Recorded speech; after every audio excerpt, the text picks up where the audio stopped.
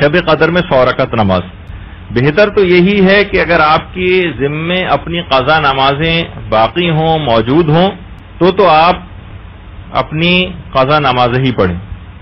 زیادہ بہتر ہے بنسبت اس کے کہ عام مستحب نماز یعنی 6-6.5 دن کی جو نمازیں بنتی ہیں تقریباً 100 رکعت نماز اس کے برابر آپ قضا پڑھ لیجئے اپنے, تو انشاءاللہ دونوں کا ثواب مل جائے گا.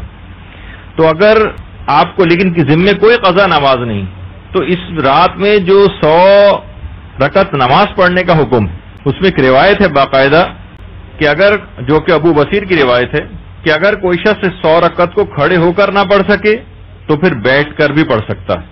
اس کا جو ثواب ذکر ہوا اس روایت کا وہ یہ ہے کہ اگر اس 100 رکعت کو نماز کو پڑھ لیا تو واقعاً آج کل کے دور کے جتنے مسئلے ہیں ہمارے وہ سارے اس 100 رکعت نماز کے فوائد کے اندر پوشیدہ ہوئے ہیں. یہ بتایا گیا روایت کے اندر کہ وسعت رزق بے پناہ اس کو حاصل ہو جائے گی جو کہ آج کا سب سے بڑا مسئلہ رزق کی تنگی.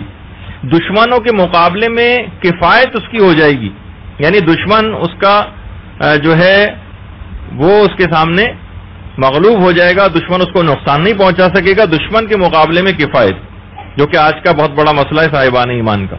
پانی میں غرق ہو کر مرنے سے وہ شخص جو ہے بچ جائے گا جو کہ آج کل سیلابوں اور اس میں مختلف جو صورتحال سونامی اور اس میں جو پوری دنیا پانی کی لحاظ سے لپیٹ میں آ رہی. نیچے دب کر کسی چیز کے نیچے دب کر مرنے سے بچ جائے گا جو کہ آج کل زلزلوں وغیرہ کے اندر کیفیت ہوتی. اچھا, تمام دنیا کے شر سے اس کی حفاظت ہو جائے گی. صرف یہ نہیں کہ ہمارے اپنے ملک میں جس جگہ جاتے ہیں وہاں مشکلات پر اس سے بچت ہو جائے گی. مرنے کے بعد ہول منکر و نکیر کا کتنا خوف ہے وہ اس سے دور ہو جائے گا. قبر میں اس کے نور اس کے ساتھ ساتھ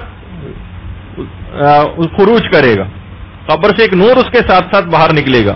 اس کا نامہ اعمال اس کے داہنے ہاتھ میں دیا جائے گا. آتش جہنم سے برات اس کو لکھ دی جائے گی اور پل صراط سے گزرنے کا امان نامہ اور پرمٹ اور لائسنس اس کو دیا جائے گا. اور پل صراط سے گزرنے کا جو امان نامہ اس کے ساتھ ہوگا اس کے ساتھ ساتھ تمام عذابوں سے بچنے کا امان نامہ بھی ہوگا, تمام عذابوں سے بچنے کا امان نامہ. اور جنت میں بلا حساب داخل کیا جائے گا اور جنت میں تمام انبیاء شہداء اور صالحین کے ساتھ رفیق ہوگا. وہ حسنا اولئک رفیقا, اور ان کی رفاقت کتنی بہترین رفاقت ہوگی.